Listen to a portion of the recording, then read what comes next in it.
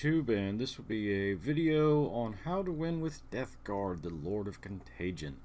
I'm going to do or attempt to do a video series of basically how to win, very similar to what Idikbeer is doing with his Necrons, except I'm going to do it with Death Guard.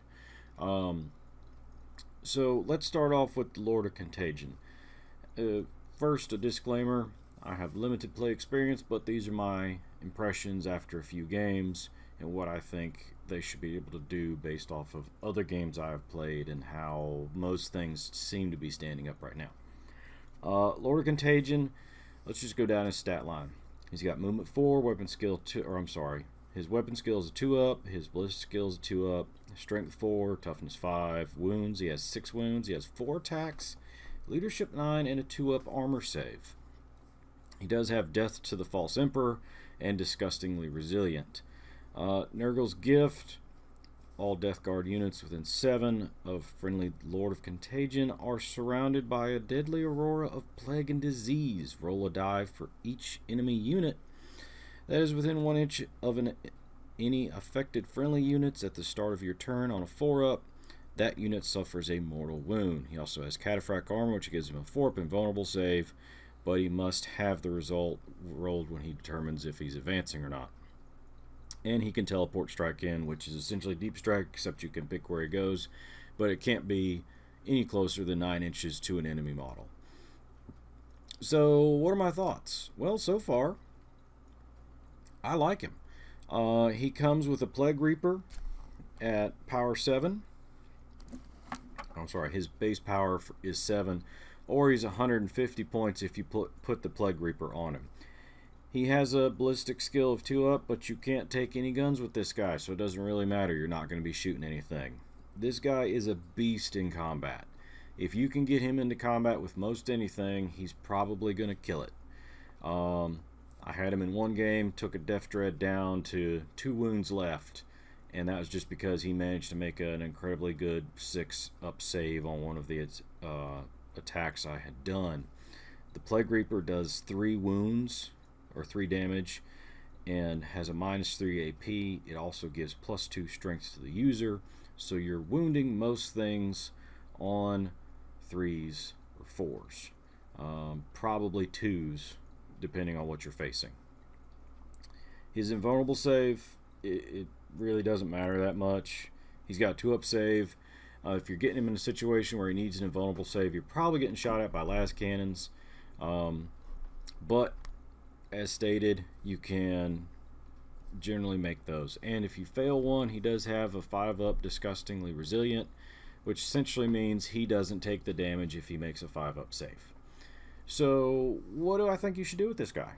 He's a beat stick. He really is. You should walk him up the battlefield with some other guys, keep him in range of another unit so that a unit is between you and the other shooting elements of your opponent's army, so that he doesn't get shot off the table at the top of turn 1 or turn 2. This will allow you to continue to move up the field and not have to worry about getting shot. The other thing with him is if you do decide to deep strike him in, you can always just say, I'm going to deploy him from deep strike and move your army up the field, and then once you see where the line of battle is going to be, you can drop him 9 inches behind it.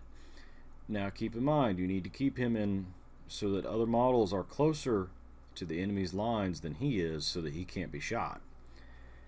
But once you drop him there, the enemy's going to know he's coming. That may divert some of their tactics around so that they can try to deal with him. Or it may just go, we're going to deal with the problem in front of us, and then you've got to deal with this guy at the next round once he charges. You do not want to take a charge off of this guy. At 4 attacks, he can do, if you make no saves and everything goes perfectly, he can make 12 wounds on a model.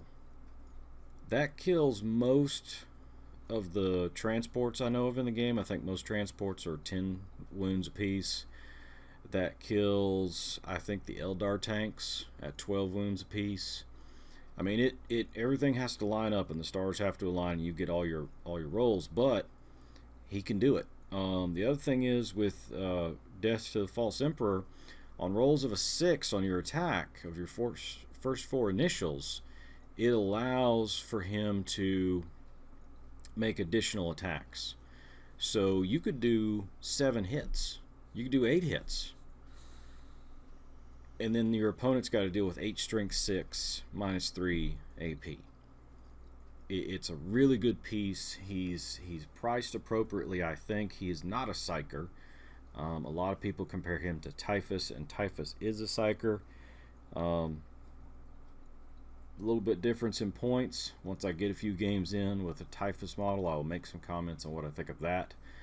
But first impressions are, you put this guy with a unit, or if you get a unit of, let's just go with Blight Terminator, or yeah, Blight Lord Terminators here, as soon as I find them. Get a unit of Blight Lord Terminators and put him near the unit. You can't put him in the unit anymore, but put him near the unit. They slug up the field together, or they all deep strike in together. You put them in front of him. They absorb the impact.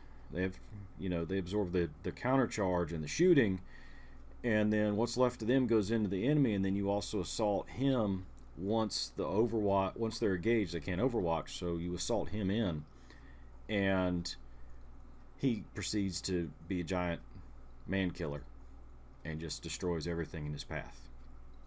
Now, this is of course a dice game. Sometimes your dice will fail you, but from what I'm seeing of the Lord of Contagion, is he an auto include? I would say he's fairly much an auto include, unless you're taking Typhus or you just have a reason not to take a beat stick.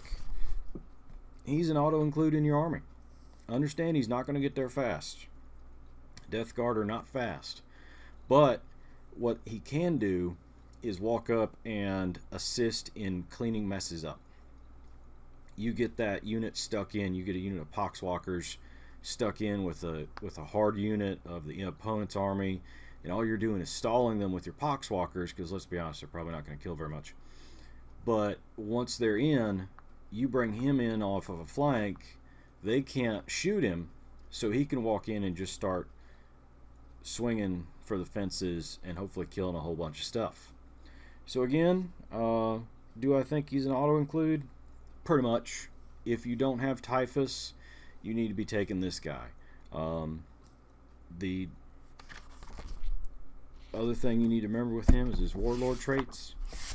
One Warlord trait I generally take with him is the extra toughness, which is hulking physique, adds +1 to your Warlord's toughness trait. So he then goes up to toughness 6, makes him a little bit harder to wound. The other thing, as far as the relics, I always suggest with him the helm, which increases the abilities of Auroras by 3 inches. So instead of 7 inches on his ability, you now get 10 inches.